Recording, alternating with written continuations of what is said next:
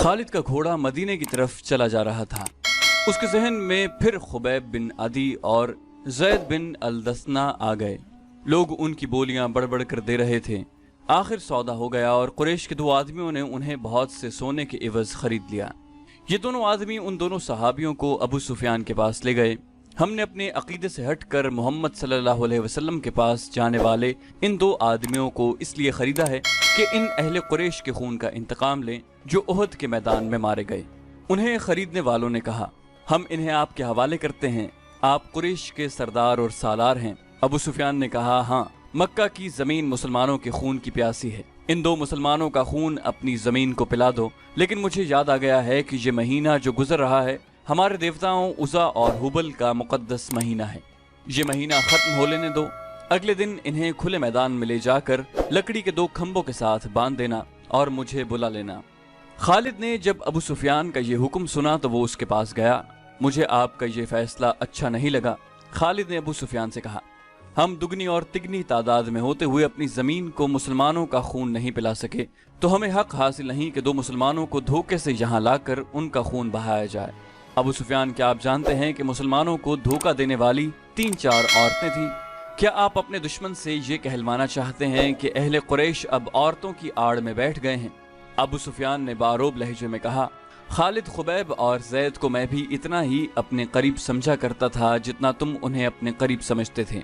तुम अब भी उन्हें अपने करीब समझ रहे हो और ये भूल रहे हो कि अब ये हमारे दुश्मन हैं।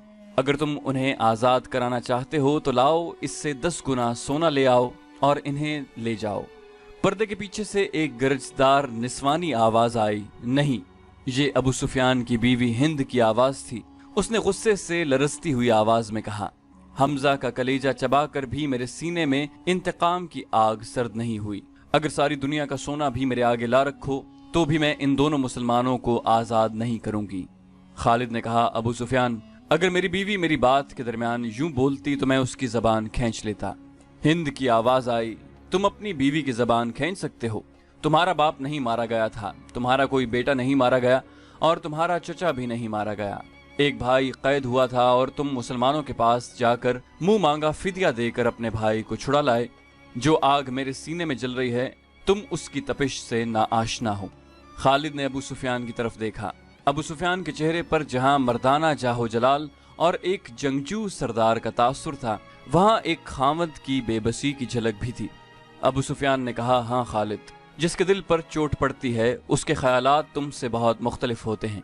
किसी को अपना दुश्मन कहना कुछ और बात है, लेकिन अपने दुश्मन को अपने किसी अजीज का खून बख्श देना बड़ी ही नामुमकिन बात है। तुम किस किस को कायल करोगे कि वो उन 2 मुसलमानों की जान बख्शी कर दे? तुम जाओ खालिद, उन 2 मुसलमानों को अपने कबीले के रहमो करम पर छोड़ दो। खालिद खामोशी से वापस चला गया। फिर खालिद को वो भयानक मंजर याद आया जब बाहर मैदान में लकड़ी के 2 खंभों के साथ खुबैब रज़ी अल्लाह अन्हु और ज़ैद रज़ी अल्लाह अन्हु बंधे खड़े थे। तमाशाइयों का चीखता चिल्लाता हुआ हुजूम इकट्ठा हो गया था। उधर से अबू सुफियान और हिंद घोड़ों पर सवार हुजूम में दाखिल हुए। हुजूम के नारे और इंतकामी नारे पहले से ज्यादा बुलंद हो गए। अगर उस हुजूम में कोई खामोश था तो सिर्फ खालिद। अबू सुफियान घोड़े पर सवार दोनों कैदियों के करीब गया और दोनों ने उसे कहा कि वो जिंदगी की आखिरी नमाज पढ़ना चाहते हैं। अबू सुफियान ने उन्हें इजाजत दे दी। खालिद अब मदीना की तरफ जा रहा था। उसे जब वो मंजर याद आया कि दोनों कैदियों के हाथ खोले गए और वो किबला रू होकर नमाज पढ़ने लगे, खालिद पर उस वक्त जो असर हुआ था वो अब 4 बरस बाद उसकी जात से उभर आया। घोड़े की पीठ पर बैठे बैठे खालिद का सर झुक गया। खुबैब बिन अदी और ज़ैद बिन अल-दस्ना हुजूम की चीखों पुकार से लाताल्लुक अपनी मौत से बेपरवाह खुदा के हुजूर रुकू और सुजूद में महव थे। उन्होंने निहायत इत्मीनान से नमाज पढ़ी, दुआ के लिए हाथ उठाए। कोई नहीं बता सकता कि उन्होंने खुदा से क्या दुआ मांगी। उन्होंने खुदा से ये नहीं कहा होगा कि दुश्मन उन्हें आज़ाद कर दे। वो उठे और खुद ही लकड़ी के खंभों के साथ पीठें लगाकर खड़े हो गए। अबू सुफियान ने बड़ी बुलंद आवाज से खुबैब रज़ी अल्लाह अन्हु और ज़ैद रज़ी अल्लाह अन्हु से कहा, ओ बदकिस्मत इंसानों, तुम्हारी किस्मत और जिंदगी मेरे हाथ में है। अपनी जबानों से कह दो कि हम इस्लाम को तर्क करते हैं और अब हम अहले कुरैश में से हैं और 360 बुतों को बरहक मानते हैं। ये ऐलान कर दो और अपनी जिंदगियां मुझसे वापस लो। अगर नहीं तो मौत को गले लगा लो। ये भी सोच लो कि तुम्हारी मौत सहल नहीं होगी। ऐ बातिल के पुजारी अबू सुफियान, ज़ैद रज़ी अल्लाह अन्हु की आवाज़ गरजी, हम लानत भेजते हैं पत्थर के इन बुतों पर जो अपने ऊपर बैठी हुई मक्खी को भी नहीं उड़ा सकते। हम लानत भेजते हैं उज़ा और हुबल पर जो तुम्हें अगले जहान दोज़ख की आग में फेंकेंगे। हम पुजारी हैं उस एक अल्लाह के जो रहमान और रहीम है, और हम आशिक हैं मोहम्मद सल्लल्लाहु अलैहि वसल्लम के जो अल्लाह के रसूल हैं। खुबैब रज़ी अल्लाह अन्हु ने बुलंद आवाज़ से कहा, मेरा रास्ता वही है जो ज़ैद ने तुम्हें दिखा दिया है। ऐ अहले मक्का, सच्चा वही है जिसके नाम पर हम कुर्बान हो रहे हैं। हमें नई जिंदगी मिलेगी जो इस जिंदगी से बहुत ज्यादा हसीन और मुकद्दस होगी। अबू सुफियान ने हुक्म दिया, बांध दो इन्हें इन खंभों के साथ, ये मौत का जायका चखने के मुश्ताक हैं। दोनों के हाथ पीछे करके खंभों के साथ जकड़ दिए गए। अबू सुफियान ने घोड़ा मोड़ा और हुजूम की तरफ आया। उज़ा और हुबल की कसम, अबू सुफियान ने बुलंद आवाज से हुजूम से कहा, मैंने अपने कबीले में कोई एक भी ऐसा नहीं देखा जो अपने सरदार पर इस मोहब्बत और इसार से जान कुर्बान करने के लिए तैयार हो जिस तरह मोहम्मद के पैरोकार उसके नाम पर फिदा होते हैं। हिंद अपने घोड़े पर सवार कुछ दूर खड़ी थी। उसके करीब उसके चंद एक गुलाम खड़े थे।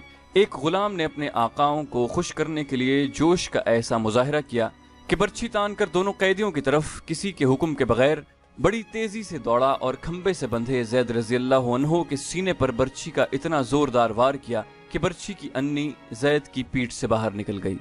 ज़ैद बिन अल-दस्ना फौरन शहीद हो गए। उस गुलाम ने सीना तान कर हुजूम की तरफ खिराज तहसीन की तवक्को से देखा, लेकिन हुजूम कुछ और ही किस्म का शोर बुलंद करने लगा। तमाशाई कहते थे कि ये कोई तमाशा नहीं हुआ, ये मुसलमान इतनी सहल मौत के काबिल नहीं, हमें कोई तमाशा दिखाओ। कत्ल कर दो इस गुलाम को जिसने एक मुसलमान पर इतना रहम किया कि उसे इतनी जल्दी मार डाला। हिंद ने दबी आवाज में कहा। कई आदमी तलवारें और बर्छियां लहराते उस गुलाम की तरफ दौड़े, लेकिन बहुत से आदमी दौड़कर उन आदमियों और गुलाम के दरमियान आ गए। खबरदार, पीछे खड़े रहो। एक आदमी ने जो घोड़े पर सवार था ललकार कर कहा, अरबी खून इतना बुज़दिल नहीं कि दो आदमियों को बांध कर मारने के लिए कुरैश का पूरा कबीला इकट्ठा हो गया है। खुदा की कसम, अबू सुफियान की जगह अगर मैं होता तो इन दोनों आदमियों को आज़ाद कर देता। ये हमारा खून है और ये हमारे मेहमान हैं, हम इनसे मैदान जंग में लड़ेंगे। ये खालिद था। हुजूम में से कई आवाज़ें सुनाई दी, ये ठीक कहता है, दुश्मन को बांध कर मारना अरब की रिवायत के खिलाफ है। तमाशाइयों के हुजूम में से बेशुमार आवाज़ें ऐसी सुनाई दे रही थीं जो कहती थीं कि हम तमाशा देखेंगे, हम दुश्मन को इस तरह मारेंगे कि वो मर मर कर जिए। थोड़ी देर बाद तमाशाइयों का हुजूम दो हिस्सों में बट गया कि एक गिरोह खुबैब रज़ी अल्लाह अन्हु के कत्ल के खिलाफ था, इसे वो अरब की रिवायती बहादुरी के मुनाफी समझता था, और दूसरा गिरोह खुबैब रज़ी अल्लाह अन्हु को तड़पा तड़पा कर मारने के नारे लगा रहा था। खालिद ने जब अहले मक्का को और दूर दूर से आए हुए तमाशाइयों को इस तरह एक दूसरे के खिलाफ नारे लगाते देखा तो वो दौड़ता हुआ अबू सुफियान तक गया। खालिद ने कहा, देख लिया अबू सुफियान, देख लें यहाँ मेरे कितने हामी हैं। एक को मार दिया है, दूसरे को छोड़ दें, वरना अहले कुरैश आपस में टकरा जाएंगे। हिंद ने खालिद को अबू सुफियान के पास खड़े देखा तो वो समझ गई कि खालिद भी खुबैब रज़ी अल्लाह अन्हु की रिहाई का हामी है। हिंद ने घोड़े को ईड़ लगाई और उन दोनों के पास जा पहुंची। खालिद, हिंद ने सख्त बिफरी हुई आवाज में कहा, मैं जानती हूँ तुम क्या चाहते हो।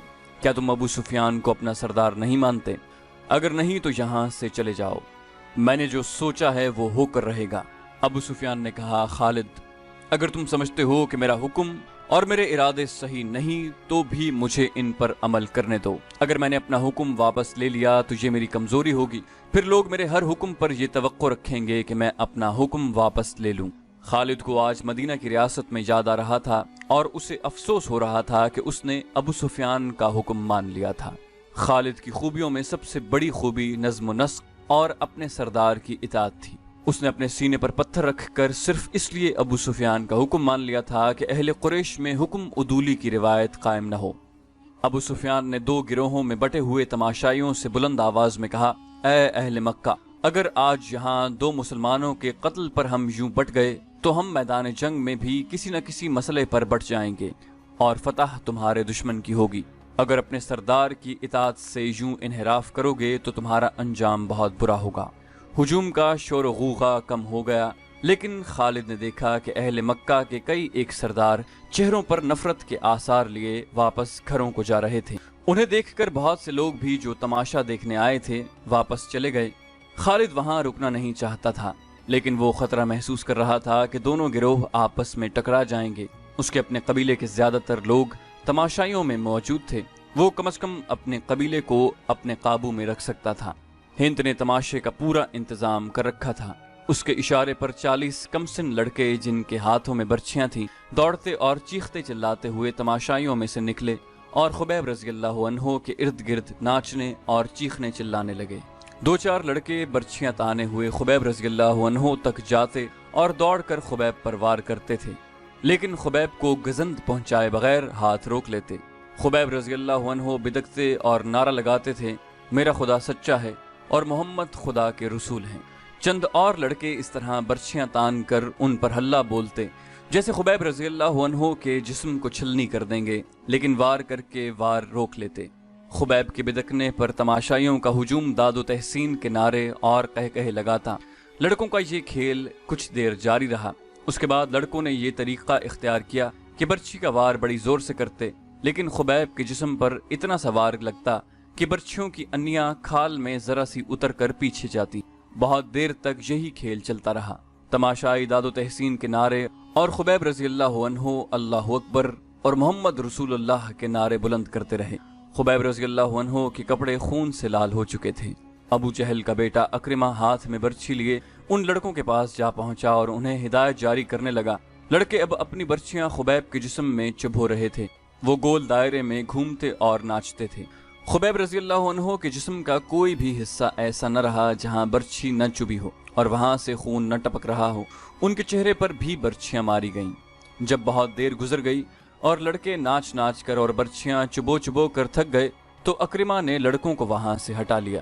خبیب رضی اللہ عنہ خون میں نہائے ہوئے تھے اور ابھی زندہ تھے اور ہر طرف دیکھ رہے تھے۔ ان کے نعروں میں کمی نہیں آئی تھی۔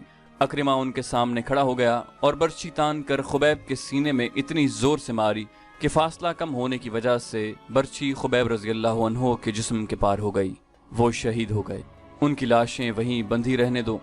ہند کی گرجدار آواز سنائی دی، اب کئی دن ان کی لاشوں کے گلنے سڑنے کا تماشا دیکھتے رہو۔ یہ واقعہ جولائی 625 عیسوی کا تھا جو خالد کو یاد آ رہا تھا۔ اس نے اپنے دل میں درد کی ٹیس محسوس کی۔ خبیب اور زید رضی اللہ عنہ کے قتل نے قریش کے سرداروں میں اختلاف کا بیج بو دیا تھا۔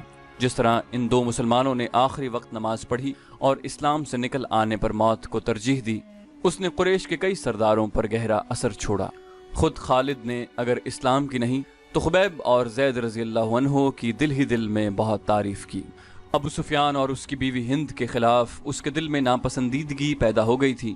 اس نے اپنے آپ سے کہا کہ یہ جنگجوؤں کا شیوا نہیں تھا، یہ جنگجوؤں کو زیب نہیں دیتا۔ ایک روز وہ ان سرداروں کی محفل میں بیٹھا تھا جو رسول خدا صلی اللہ علیہ وسلم کے ان 2 اصحاب کے قتل کے خلاف تھے۔ کیا تم سب جانتے ہو کہ مارے جانے والے یہی 2 نہیں بلکہ 6 مسلمان تھے؟ خالد نے پوچھا۔ ایک نے جواب دیا، ہاں، یہ شارجہ بن مغیث کا کام ہے۔ وہ ان 6 مسلمانوں کو دھوکے سے پھندے میں لایا تھا اور اس کے پیچھے مکہ کے یہودیوں کا دماغ کام کر رہا ہے۔